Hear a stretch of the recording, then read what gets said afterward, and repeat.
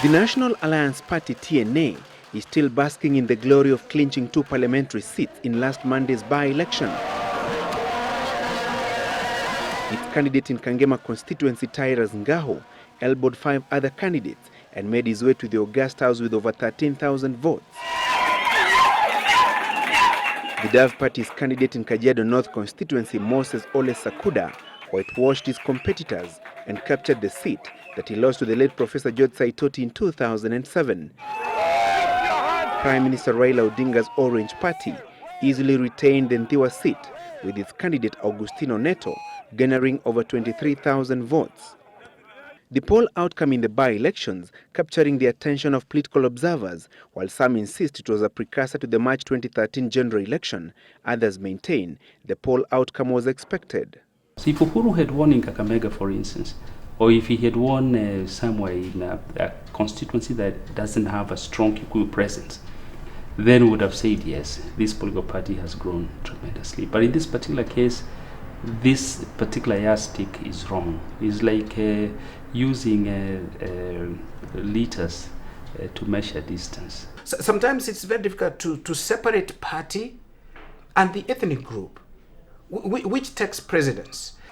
Promptly after the verdict was out in Kangema, Ndhiwa and Kajiado North, the Prime Minister, who is making a third shot at the presidency on an ODM ticket, reiterated his position on the shape the Kibaki succession contest is likely to take. Hata hii ambayo inakuja itakuwa ni mbio ya farasi ngapi?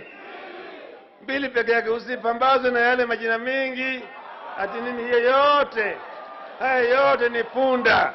Is the 2013 race to State House a two-horse race as yet?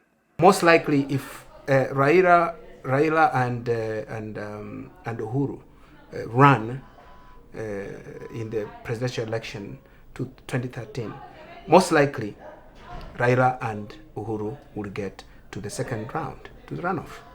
Then that is probably what people are pointing out when we say two-horse race.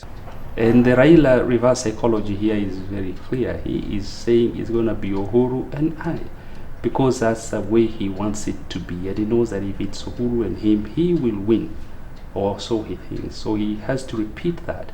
Already, there are 16 presidential hopefuls in the Kibaki succession contest, and the list could grow even longer as the race to State House draws even nearer.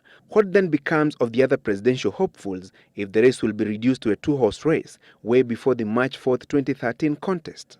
The race will not be between two horses. It will be between many rats. It will be a whole host of rats, and we have seen all of them, 12 of them. I'll be running for it. They'll only become horses during the April 11 runoff, and that's when we will say actually probably it is true. But before that, when they will be running as rats, the 12 rat race, I think it's too early. It's too early. There is directionality, meaning that we can see the direction politics is taking, but then there are other issues that probably might mitigate.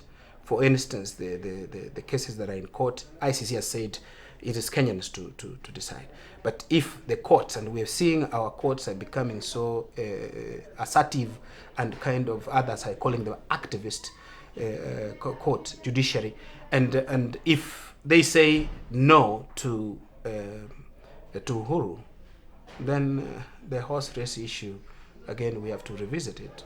The ethnic factor too played out during the by-elections. Observers say if Odinga had lost in Ndhiwa and Kenyatta and Kangema, then their ability to reach out to other regions for political support ahead of the presidential contest would have been compromised. Ethnic voting is a reality. Personality also, personality politics, associating parties with certain persons is a reality in Kenyan politics. The money factor was dominant in the by-elections outcome, and these observers say could be critical in influencing the 2013 poll outcome, even though there are efforts to regulate the amount of money candidates seeking various elective seats will use to level the playing field. I think Uhuru, we must give it to him. He applied himself in this particular instance. He came out as a guy who is injured, and he said, I'm going to capture these seats to show that I'm actually going to be a player. He had a point to prove. While TNA returned favorable results, Her age mate, the United Democratic Forum Party UDF, on whose ticket Deputy Prime Minister Musalia Mudavadi is seeking the presidency, and William Ruto's United Republican Party URP failed to make a mark, even losing 2 civic seats in their backyards, Bukura in Kakamega County and the Market Ward in Eldoret Town. UDF has not clicked with the electorate. They still need to do some work in order to resonate with the electorate. Ultimately, the stage is set for key political realignments as the countdown to the March 2013 polls continues. People have misread the constitution regarding cabinet. That the cabinet that will be formed after the election will be full of these presidential candidates. And what will happen is just before the rats become horses, during the runoff, these people will negotiate a space within cabinet.